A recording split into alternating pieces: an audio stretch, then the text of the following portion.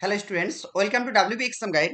আজকে আমরা যে টপিকটা নিয়ে আলোচনা করব অন স্ক্রিন দেখতে পাচ্ছ। আজকের আলোচনার টপিক হচ্ছে আমাদের ঝাড়খণ্ড টেট 2015, অর্থাৎ ঝাড়খণ্ড টেট 2015 সিডিপি থেকে কি কি প্রশ্ন এসেছিল সেগুলো নিয়ে আমরা আলোচনা করব। তোমরা প্রত্যেকেই জানো কিন্তু আমাদের যে পরীক্ষা চলছে, তাই না? মানে পরীক্ষার ফর্ম ফিল আপ হবে ঝাড়খণ্ড টেটের। অনেকে হয়তো ঝাড়খণ্ড টেটের ফর্ম ফিল আপ করেছো বা করবে, আছো, বা যারা প্রস্তুতি নিচ্ছ তারা প্রত্যেকে জানো যে আমরা যদি প্রিভিয়াস ইয়ারের কোশ্চেনগুলো ভালো করে সলভ করি তাহলে ঝাড়খণ্ড টেটে আমরা অনেকটাই কমন পেয়ে যাব।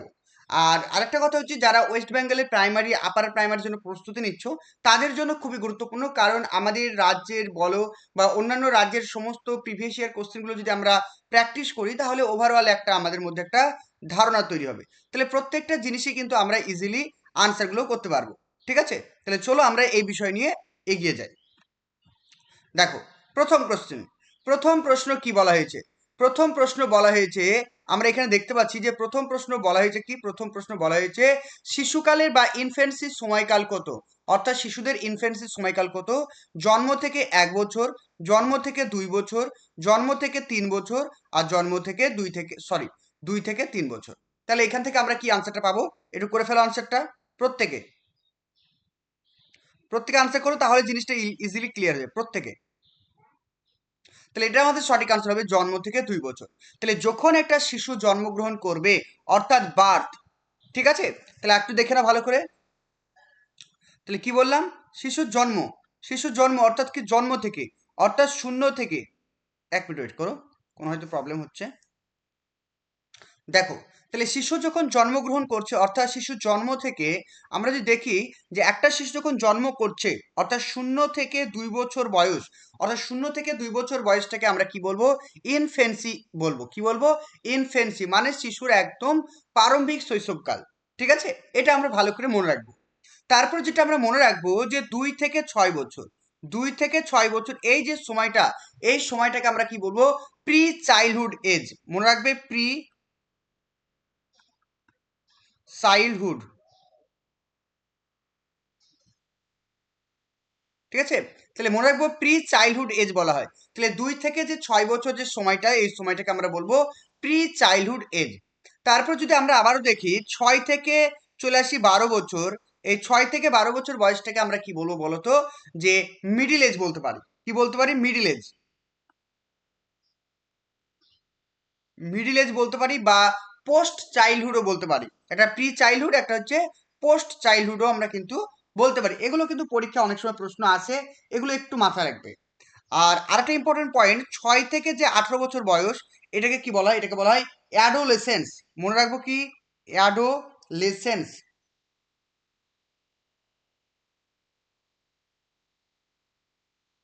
ঠিক আছে, তাহলে এখানে আমরা মনে রাখবো 0 থেকে 2 বছর এটাকে বলা হয় ইনফেন্সি বলা হয়, 2 থেকে 6 বছর প্রি চাইল্ডহুড, 6 থেকে 12 বছরকে বলা হয় মিডিল চাইল্ডহুড, আর 6 থেকে 18কে বলবো আমরা অ্যাডোলেসেন্স পিরিয়ড বলবো।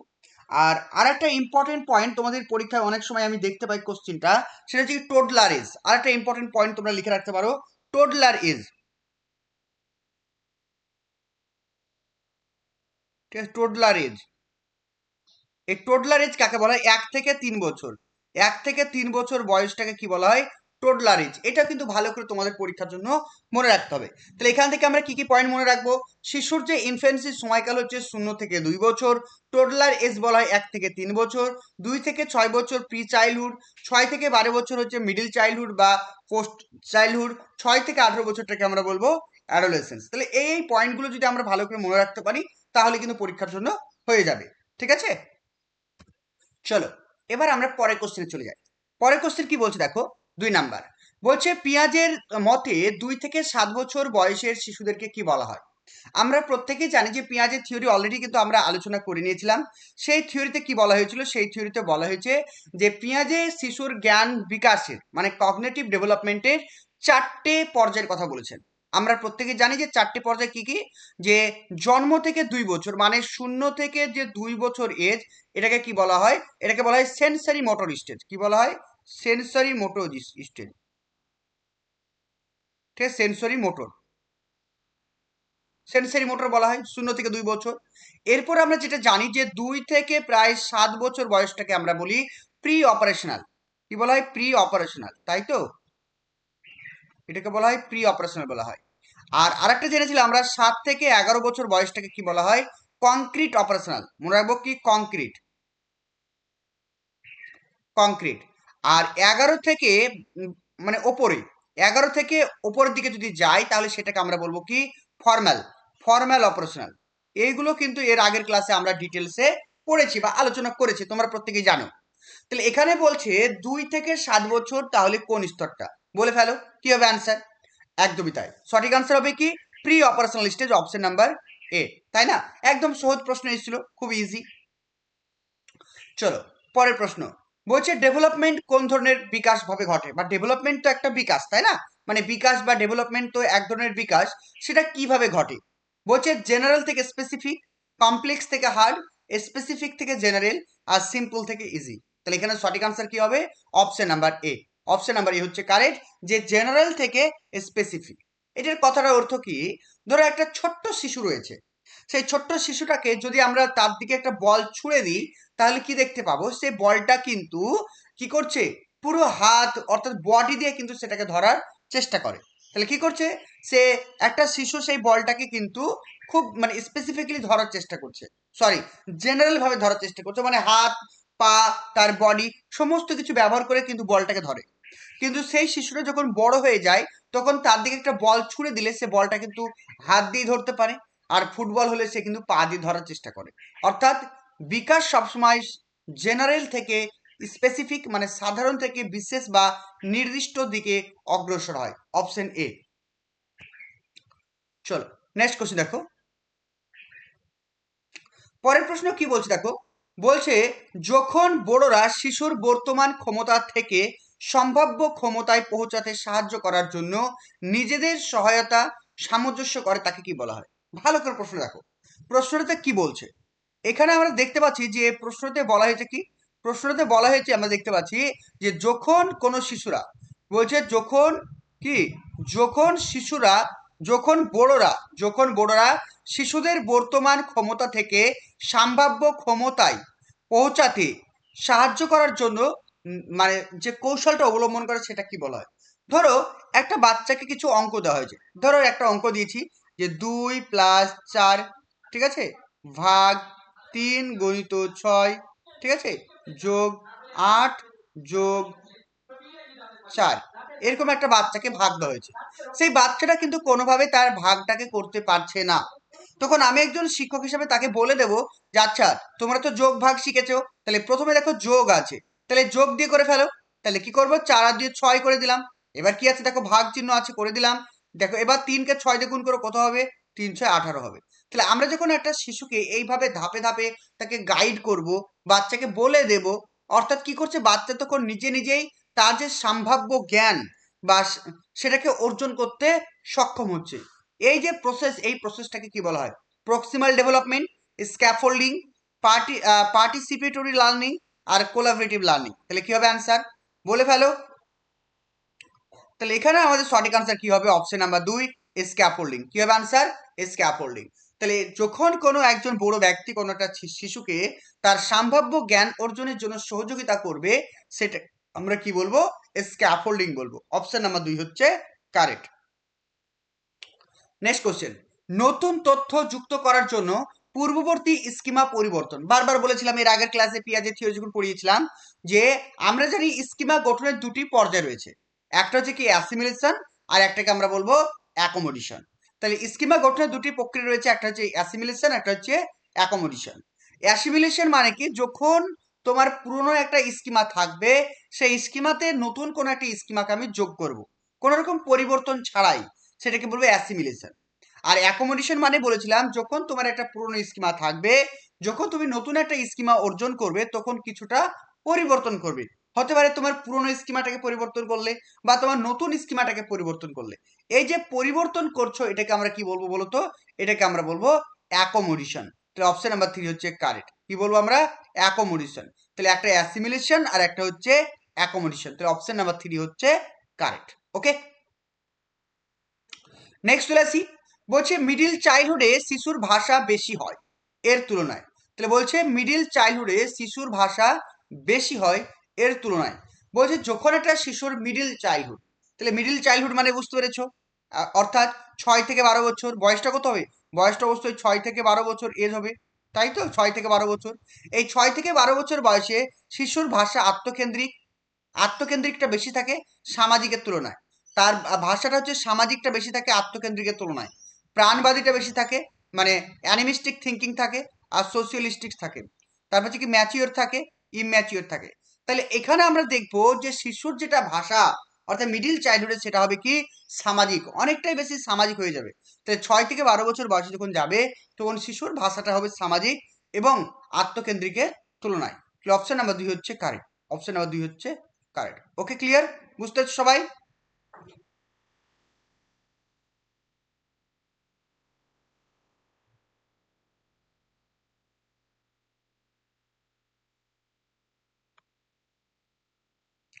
চলো পরের প্রশ্ন, 7 নাম্বারটা।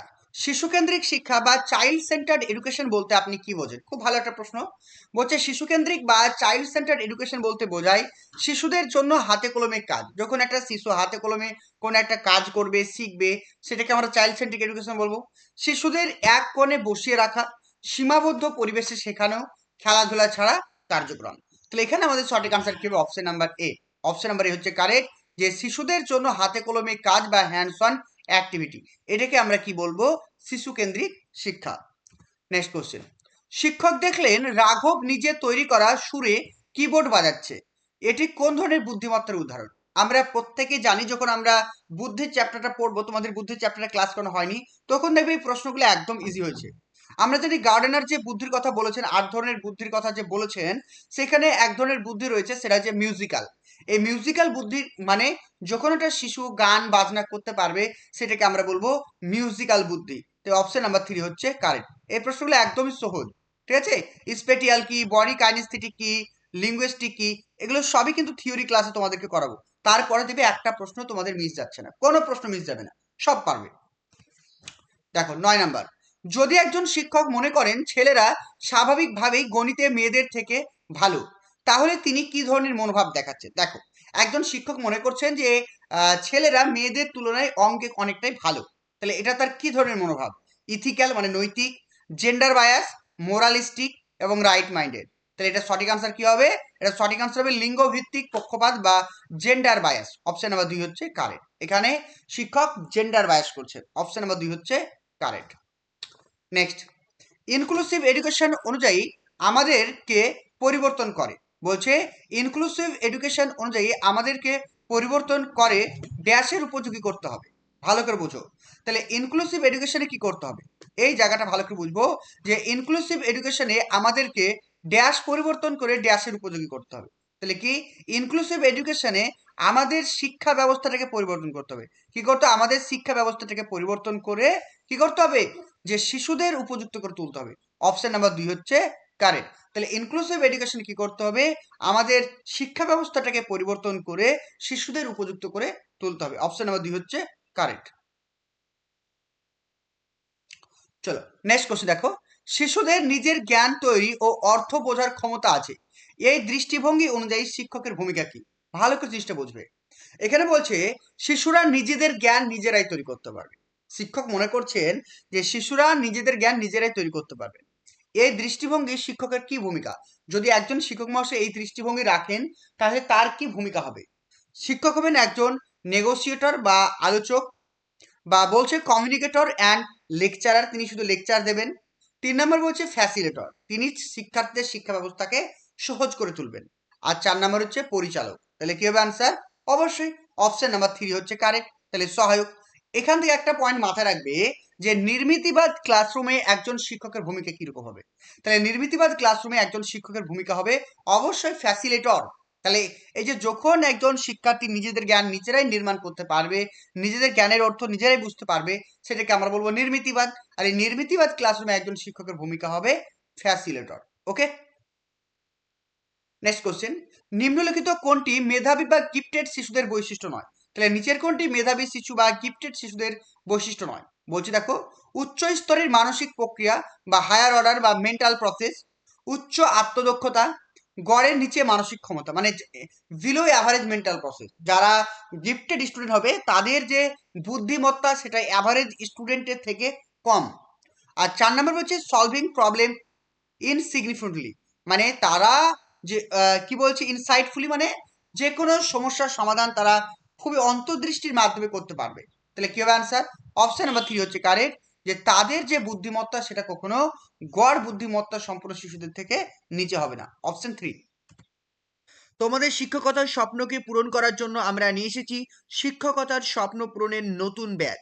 এখানে প্রাইমারি আপার প্রাইমারি দুটি কোর্সই তোমরা করতে পারবে। আমাদের কি কি এই কোর্সের মধ্যে থাকছে? প্রতিদিন লাইভ ক্লাস থাকছে, রেকর্ডিং ক্লাস থাকছে এবং অধ্যায় ভিত্তিক মক টেস্ট, অর্থাৎ যে ক্লাসটা করানো হবে পরের দিন সেই ক্লাসটার উপরে মক টেস্ট থাকবে এবং প্রত্যেকটা ক্লাসে টাইপিং করা অর্থাৎ প্রিন্টেড নোট কপি থাকবে, যেগুলো তোমরা অতি সহজে ভালো করে পড়তে পারবে। যারা আমাদের কোর্সে অ্যাডমিশন নিতে চাইছো, স্ক্রিনে দেওয়া যে নাম্বারটি রয়েছে 9647300217, আমাদের ক্লাস শুরু হবে জানুয়ারির 1 তারিখ থেকে। তো যারা ভর্তি হবে অবশ্যই তাড়াতাড়ি যোগাযোগ করো। নেক্সট কোশ্চেন, লরেন্স কোহেলবার্গের প্রি কনভেনশনাল স্তর অনুযায়ী নৈতিক সিদ্ধান্ত নেওয়ার সময় ব্যক্তি কি বিবেচনা করবেন? খুব ভালো একটা প্রশ্ন, ভালো করে দেখো। আমরা জানি লরেন্স কোহেলবার্গ, অবশ্যই তোমাদের কোহেলবার্গের থিওরি ক্লাস করানো হয়েছে, তাই তো? প্রত্যেক করেছো। তাহলে কোহেলবার্গের নৈতিক বিকাশের 3টি পর্যায়ের কথা বলেছেন, প্রি কনভেনশনাল, কনভেনশনাল আর পোস্ট কনভেনশনাল। তাহলে প্রি কনভেনশনাল স্টেজে আমরা দেখতে পাবো যে শিশুরা বিভিন্ন রকমের কাজ করে থাকে কিসের কিসের জন্য? পানিশমেন্টকে এড়াবার জন্য। যে আমি যদি এই কাজটা না করি তাহলে তিনি আমাকে কি করবেন? শাস্তি দেবেন। অর্থাৎ কি হবে? পোটেনশিয়াল পানিশমেন্ট ইনভলভড, অর্থাৎ সম্ভাব্য শাস্তি। তাহলে এখানে সঠিক আনসার কি হবে? Option number 1। অপশন নাম্বার 1 হচ্ছে কারেক্ট। ঠিক আছে, অবশ্যই থিওরি ক্লাসগুলো ভালো করে করবে। নেক্সট, শিক্ষার্থীদের ব্যক্তিগত পার্থক্য বা ইন্ডিভিজুয়াল ডিফারেন্স বিবেচনায় একজন শিক্ষক কি করবেন? তাহলে একজন শিক্ষক হিসাবে তুমি শিক্ষার্থীদের ইন্ডিভিজুয়াল ডিফারেন্স বা ব্যক্তিগত পার্থক্য কিভাবে দেখবেন? বলছে বিভিন্ন ধরনের শেখার পরিবেশ আপনি তৈরি করবেন, অবরোহ পদ্ধতি ব্যবহার করবেন, অধিকাংশ সময় অ্যালগরিদম ব্যবহার করবেন আর মুখস্থ করার উপরে জোর দেবেন। তাহলে শিক্ষার্থীদের ব্যক্তিগত পার্থক্য ত্বরান্বিত করতে গেলে অবশ্যই তোমাকে কি করতে হবে?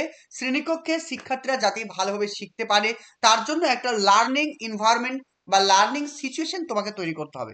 তাই অপশন নাম্বার এ হচ্ছে কারেক্ট। ওকে, নেক্সট, শিশুর বিকাশের চাইল্ড ডেভেলপমেন্ট কোনটি নীতি নয়? তাহলে শিশুর বিকাশে চাইল্ড ডেভেলপমেন্ট কোনটি নীতি নয়? তাহলে চাইল্ড ডেভেলপমেন্টের কোনটি নীতি নয়? সব বিকাশ একটি নির্দিষ্ট ক্রম অনুসারে হয়। দেখো, অবশ্যই শিশুর প্রত্যেকটি বিকাশ কি হচ্ছে? একটা নির্দিষ্ট ক্রম অনুযায়ী হবে। নির্দিষ্ট ক্রম বলতে কি বোঝাচ্ছে? যে প্রথমে শিশু বসতে শিখলো, হামাগুড়ি দিতে শিখলো, তারপর উঠে দাঁড়াতে শিখবে, তারপরে হাঁটতে শিখবে, তারপর দৌড়াতে শিখবে, অর্থাৎ একটা ক্রম মেনটেন করছে, তাই না? তারপর বলছে বিকাশের সব দিকে গুরুত্বপূর্ণ। অবশ্যই শিক্ষার্থীর বৈধিক বিকাশের সঙ্গে তার নান্দনিক বিকাশ, নান্দনিক বিকাশের সঙ্গে তার চারিত্রিক বিকাশ, সমস্ত বিকাশগুলো একে অপরের সঙ্গে সম্পর্কযুক্ত। বিকাশ পরিপক্কতা এবং অভিজ্ঞতার পারস্পরিক ক্রিয়ার ফল, অর্থাৎ এখানে বলতে চাইছে ইন্টারাকশন, ম্যাচুরেশন এবং এক্সপিরিয়েন্স, অর্থাৎ হেরিডিটি এবং পরিবেশ, বংশগতি পরিবেশের মিথস্ক্রিয়ার ফল। 4 নম্বর বলছে সব বিকাশ এবং শেখার সমান হারে ঘটে। প্রত্যেকটা শিক্ষার্থীর বিকাশ কিন্তু একই হারে ঘটে, একদমই নয়। ধরো রাম, একটা কথার কথা বলি, যে রামের বয়স যখন 5 বছর, রামের বয়স যখন 5 বছর, মানে 5 ইয়ার্স, সে কিন্তু 200টা ওয়ার্ড শিখেছে। কটা ওয়ার্ড শিখেছে? 200টা ওয়ার্ড কিন্তু শিখেছে। ঠিক আছে।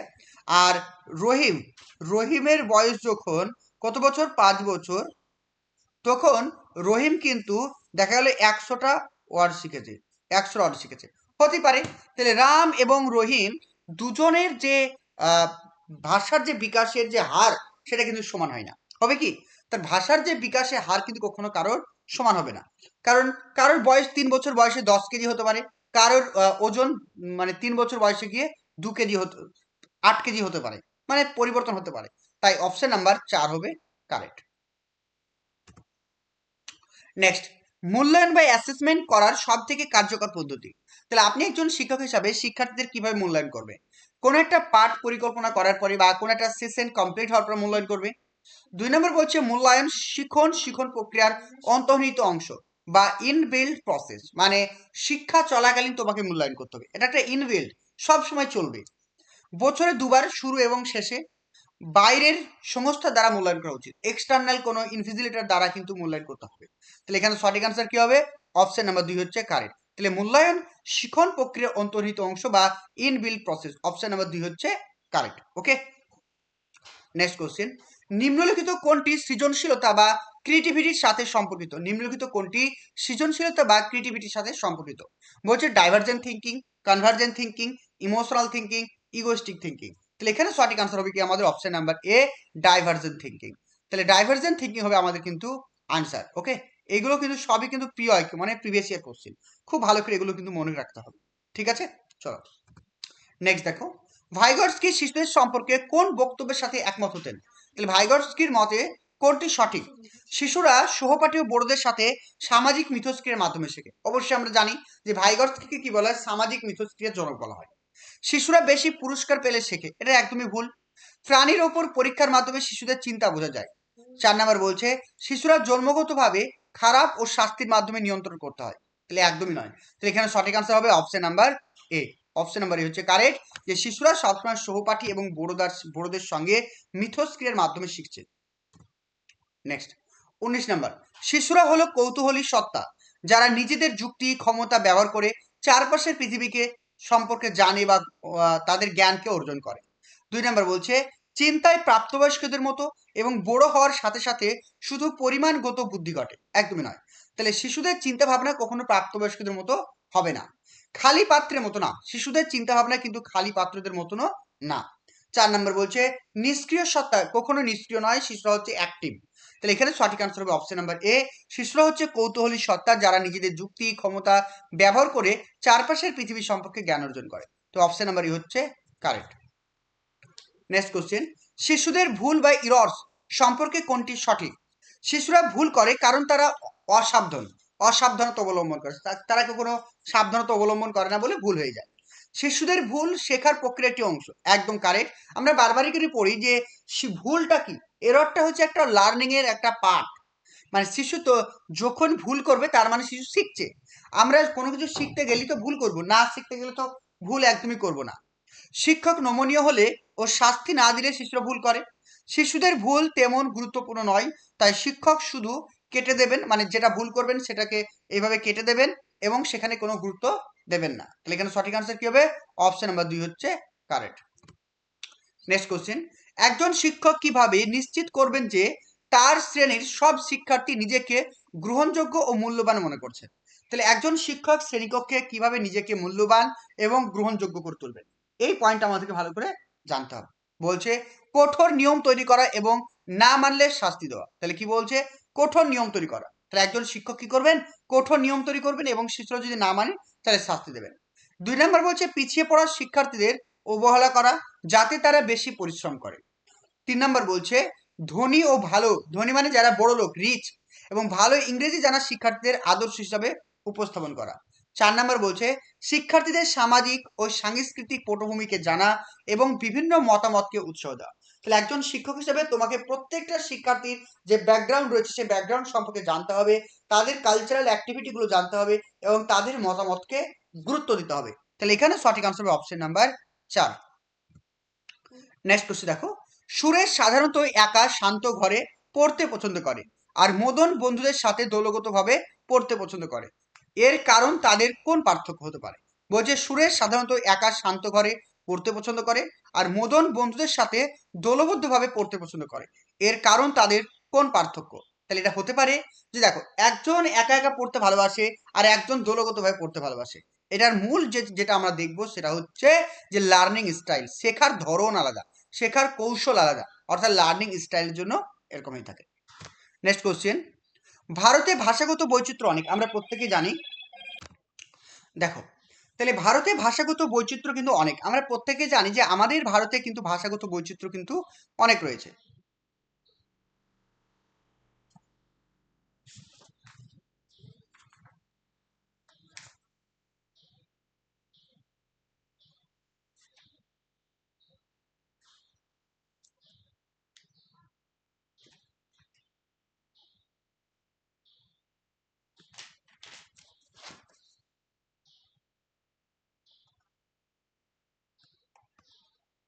দেখো, তাহলে আমাদের ভারতে ভাষাগত বৈচিত্র্য অনেক।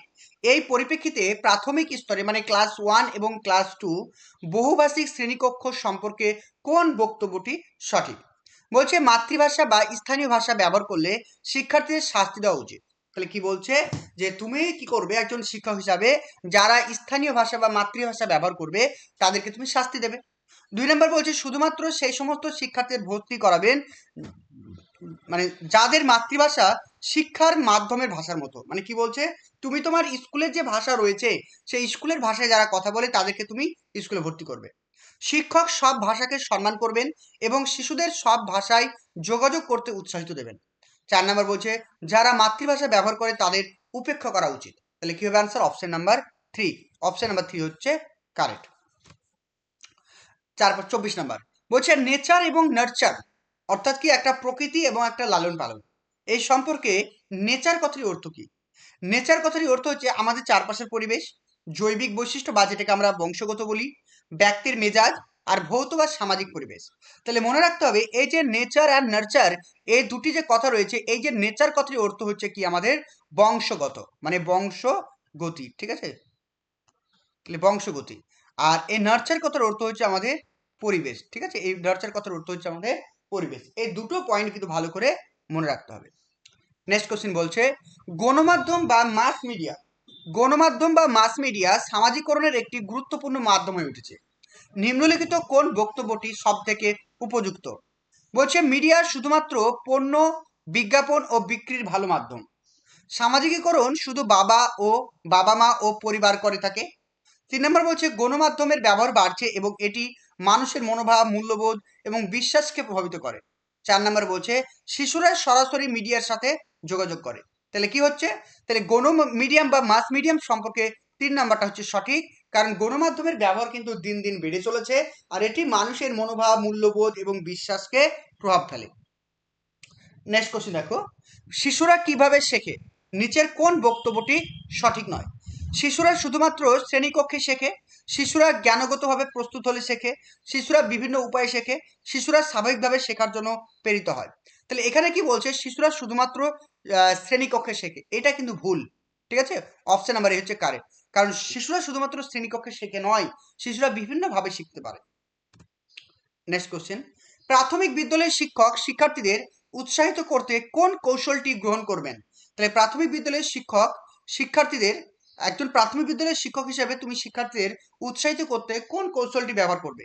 শিক্ষার্থীদের মধ্যে নম্বরের জন্য প্রতিযোগিতা করবে, প্রতিটি কাজের জন্য পুরস্কার শাস্তি ব্যবহার করবে, শিক্ষার্থীদের আগ্রহ অনুযায়ী লক্ষ্য নির্ধারণে সাহায্য করা এবং তা অর্জনে সহায়তা করা। 4 নম্বর বলছে পুরো শ্রেণীর জন্য একই লক্ষ্য নির্ধারণ করা এবং কঠোরভাবে সেটিকে মূল্যায়ন করা। তাহলে সঠিক আনসার কি হবে? Option number 3। অপশন নাম্বার 3 হচ্ছে কারেক্ট। নেক্সট কোশ্চেন বলছে সামাজিকীকরণের প্রধান মাধ্যম কোনটি? সামাজিকীকরণের প্রধান মাধ্যম হচ্ছে পরিবার, কম্পিউটার, বংশগতি এবং রাজনৈতিক দল। সামাজিকীকরণের প্রধান মাধ্যম হচ্ছে পরিবার। অপশন নাম্বার হচ্ছে কারেক্ট। নেক্সট কোশ্চেন হচ্ছে শিশুদের গ্রুপে কাজ দেওয়া একটি কার্যকর শিখন কৌশল। বলছে শিশুদের গ্রুপে কাজ দেওয়া একটি কার্যকর শিখন কৌশল। এটা কি কেন? কারণ এতে শিক্ষকের কাজ কমে যায়, এটা তো একদমই নয়। 2 নাম্বার, এতে কিছু শিশু অন্যদের উপরে আধিপত্য দেখাতে পারে। 3 নাম্বার বলছে শিশুরা একে অপরের কাছ থেকে শেখে এবং শেখার প্রক্রিয়ায় একে অপরকে সহযোগিতা করে। 4 নাম্বার বলছে শিশুরা দ্রুত কাজ শেষ করতে পারে। তাহলে সঠিক আনসার কি হবে? অপশন নাম্বার 3 হচ্ছে কারেক্ট। লাস্ট কোশ্চেন, স্বাভাবিক বুদ্ধিমত্তা থাকা সত্ত্বেও একটি শিশু পড়তে ও ভাষাগত বুঝতে সমস্যা হচ্ছে, এটি কোন সমস্যা? দেখো বলছে পড়া মানে কি রিডিং, তার রিডিং তার ডিসএবিলিটি রয়েছে। তাহলে রিডিং ডিসএবিলিটিকে কি বলা হয়? ডিসলেক্সিয়া, ডিসগ্রাফিয়া, ডিসক্যালকুলিয়া আর ডিসপ্র্যাক্সিয়া। সঠিক আনসার কি হবে? ডিসলেক্সিয়া। অপশন নাম্বার হচ্ছে কারেক্ট। তাহলে টোটাল আজকে আমরা 30টা প্রশ্ন আলোচনা করলাম। কটি প্রশ্ন আলোচনা করলাম? 30টা। তাহলে এই 30-এর মধ্যে তোমার স্কোর, এই 30-এর মধ্যে তোমার স্কোর কত হয়েছে অবশ্যই আমাকে কমেন্ট সেকশনে জানিয়ে দাও। ওকে, আর রেগুলার ক্লাসগুলো করার জন্য অবশ্যই চ্যানেলটিকে সাবস্ক্রাইব করে রাখবে। ওকে, থ্যাংক ইউ। তোমাদের শিক্ষকতার স্বপ্নকে পূরণ করার জন্য আমরা নিয়ে এসেছি শিক্ষকতার স্বপ্ন পূরণের নতুন ব্যাচ। এখানে প্রাইমারি, আপার প্রাইমারি দুটি কোর্সই তোমরা করতে পারবে। আমাদের কি কি এই কোর্সের মধ্যে থাকছে? প্রতিদিন লাইভ ক্লাস থাকছে, রেকর্ডিং ক্লাস থাকছে এবং অধ্যায় ভিত্তিক মক টেস্ট, অর্থাৎ যে ক্লাসটা করানো হবে পরের দিন সেই ক্লাসটার উপরে মক টেস্ট থাকবে এবং প্রত্যেকটা ক্লাসে টাইপিং করা অর্থাৎ প্রিন্টেড নোট কপি থাকবে, যেগুলো তোমরা অতি সহজে ভালো করে পড়তে পারবে। যারা আমাদের কোর্সে অ্যাডমিশন নিতে চাইছো, স্ক্রিনে দেওয়া যে নাম্বারটি রয়েছে 9647300217, আমাদের ক্লাস শুরু হবে জানুয়ারির 1 তারিখ থেকে। তো যারা ভর্তি হবে অবশ্যই তাড়াতাড়ি যোগাযোগ করো।